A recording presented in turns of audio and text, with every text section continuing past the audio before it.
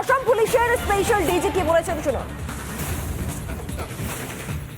The Ansarul Bangla team, from which is a part of the AQIS, the Al Qaeda in the Indian subcontinent, had sent across an operative to set up sleeper cells and create terror in India, and we had arrested 8 people.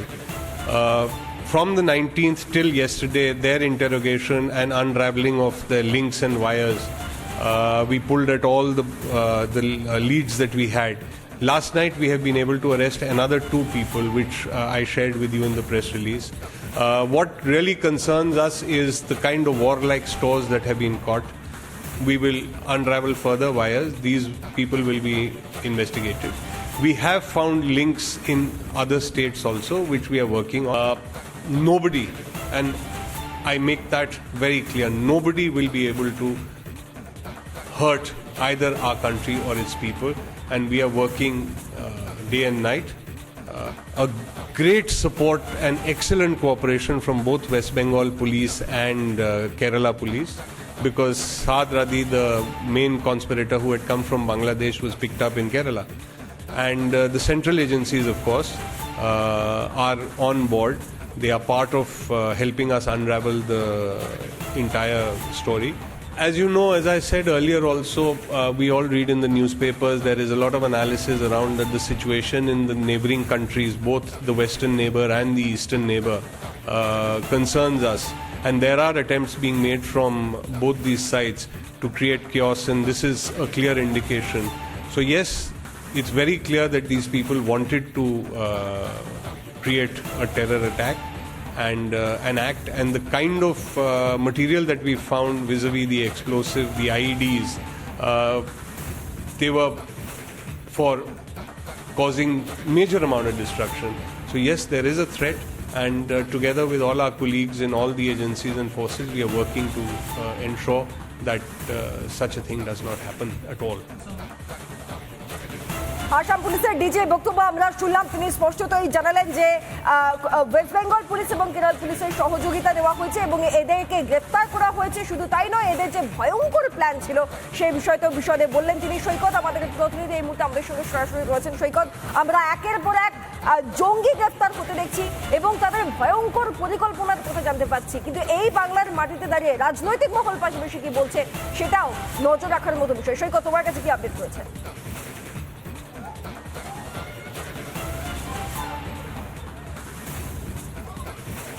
দেখো, আসাম পুলিশের special DG Harmit Singh যেটা বললেন যে ভয়ঙ্কর পরিকল্পনা রয়েছে, এই ভয়ঙ্কর পরিকল্পনাটাই আসাম পুলিশের এসটিএফ যেদিন কেরল, আমাদের এই স্টেট এবং আসাম থেকে 8 জনকে গ্রেপ্তার করেছিল, সেদিন তাদের মনে হচ্ছিল বা তারা অনুমান করছিলেন যে এই যে স্লিপার সেলের নেটওয়ার্ক, এই নেটওয়ার্কের সব থেকে বড় মাথা হচ্ছে সাদ রাদি। কিন্তু তারপরে এই গোটা 8 জনকে জিজ্ঞাসাবাদ করে যে চাঞ্চল্যকর ইনফরমেশন পেয়েছেন যে সাদ রাদি তো আছে, কিন্তু তার সঙ্গে এই আসাম এবং পশ্চিমবঙ্গে এই যে স্লিপার সেল, এবিটির যে স্লিপার সেল, সেই স্লিপার সেল তৈরির ক্ষেত্রে সব থেকে বড় ভূমিকা হচ্ছে নূর আলম মণ্ডল এবং মুজিবুর রহমান।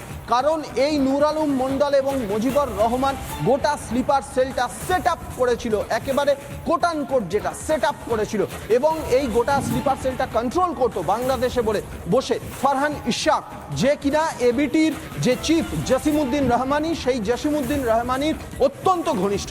এই ফারহান ইশাক সব সময় কন্ট্যাক্টে ছিল এই নূর আলম মণ্ডল এবং মুজিবুর রহমানের। এটা কিন্তু কার্যত আসাম পুলিশ থেকে যে প্রেস রিলিজ দেওয়া হয়েছিল সেখানে লেখা রয়েছে বা তদন্তে বিষয়টা উঠে এসেছে। অর্থাৎ এই বাংলা অর্থাৎ এই রাজ্য এবং আসামে স্লিপার সেল তৈরি করা, এবং সবথেকে বড় বিষয় তদন্তে যে বিষয়টা উঠে এসেছে, মুর্শিদাবাদে এবং ফালাকাটায় এই স্লিপার সেলের বৈঠক হয়েছিল। সেই বৈঠক কারা কারা থাকবে, সেই বৈঠক কখন হবে, কোথায় হবে, যারা আউটসাইডার্স আসছে সেই বৈঠকে তাদেরকে কিভাবে নিয়ে আসা হবে, সমস্ত নজরদারি এড়িয়ে কিভাবে নিয়ে আসা হবে, গোটা বিষয়টা দেখভাল করতো, গোটা বিষয়টা অ্যারেঞ্জ করতো এবং মেনটেন করতো এই নূর আলম মণ্ডল এবং মুজিবুর রহমান। এদের সঙ্গে সরাসরি সর্বক্ষণের জন্য কন্ট্যাক্টে থাকতো এই ফারহান ইশাক, যে জসিমউদ্দিন রহমানি এবিটি চিফ, সেই এবিটি চিফের অত্যন্ত ঘনিষ্ঠ। অর্থাৎ সাদ রাডি আছে কিন্তু এই যে স্লিপার সেল, সেই স্লিপার সেলটাকে সক্রিয় করা, স্লিপার সেলটাকে আরও এক্সপ্যান্ড করা, আরও বেশি অ্যাক্টিভ করা, এই কাজে কিন্তু মূল দুজন নূর আলম মণ্ডল এবং মুজিবুর রহমান, এই দুজনেই কিন্তু এই স্লিপার সেলটাকে বলতে গেলে স্লিপার সেলটাকে সাজাতো এবং গোছাতো।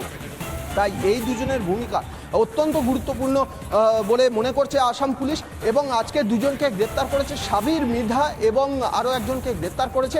আজকে যে দুজন গ্রেপ্তার হয়েছে তাদের কাছ থেকে AK সিরিজের রাইফেল পাওয়া গেছে 4টি, AK সিরিজের রাইফেল 4টি পাওয়া গেছে, 34টি লাইভ কার্টিজ অর্থাৎ 34টি কার্তুজ পাওয়া গেছে, এবং IED তৈরির প্ল্যান এবং মাল মশলা মেটেরিয়ালস পাওয়া গেছে। ভয়ঙ্কর ডিটেকশন শুধু নয়, ভয়ঙ্কর সিজার বলতে গেলে আসাম পুলিশের STF এর তরফ থেকে এটা করা হয়েছে।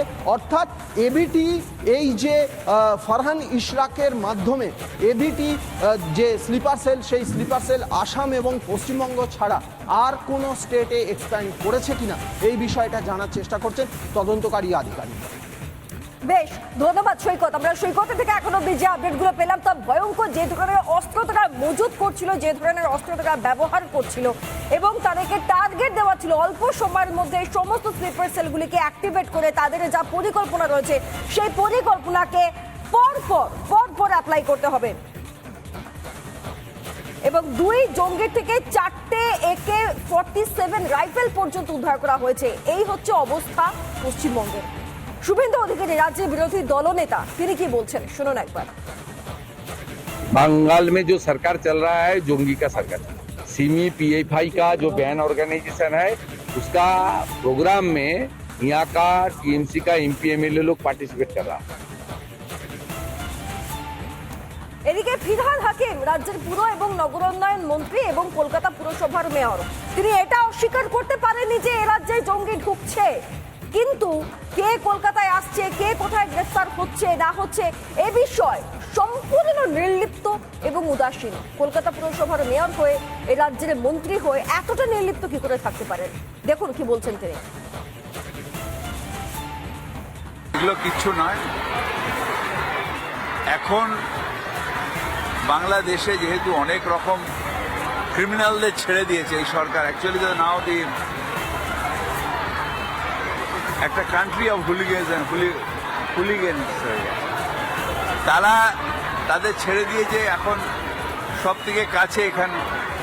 তাই এখানে কারা আসছে আমি জানি না, কাদের অ্যারেস্ট করছে জানি না, কিন্তু আমাদের দেশে রাজ্য পুলিশ অত্যন্ত সক্রিয়তায়, আপনারা 4টে জঙ্গির কথা বলছেন, কিন্তু 62 দিনে 2টো রেপ মার্ডারের কনভিকশন হয়ে গেল, সেইটা কিন্তু বড় করে দেখাচ্ছে না।